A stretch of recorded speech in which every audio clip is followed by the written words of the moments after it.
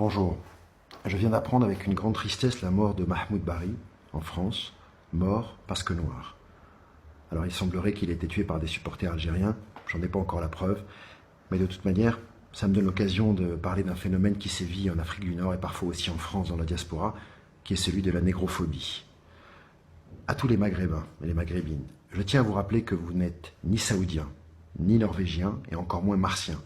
Vous êtes africains et vous devriez être fiers de l'être, tout comme je le suis. Avant l'arrivée des Arabes et de l'islam, l'Afrique du Nord était donc africaine, juive et amazighe. Si vous n'étiez pas au courant, plongez-vous dans les livres d'histoire.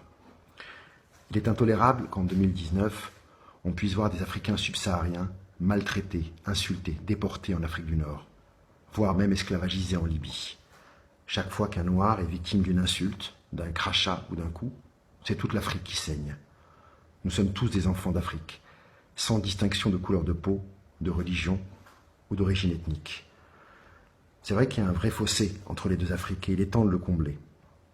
Pour cela, nous aussi, Maghrébins, nous devons reconnaître notre rôle dans l'esclavage intra-africain, assumer cette faute et demander pardon à nos frères et à nos sœurs subsahariens. Nous devons construire une Afrique unie, de Casablanca à Kinshasa en passant par le Cap ou le Caire.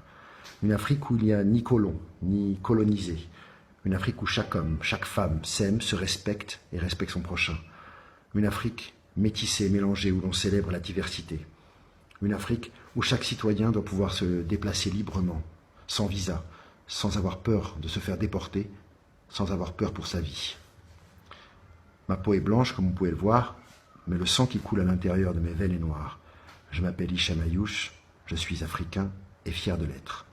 Et j'espère qu'un jour, le grand rêve panafricaniste de Thomas Sankara et bien d'autres verra le jour. Peace.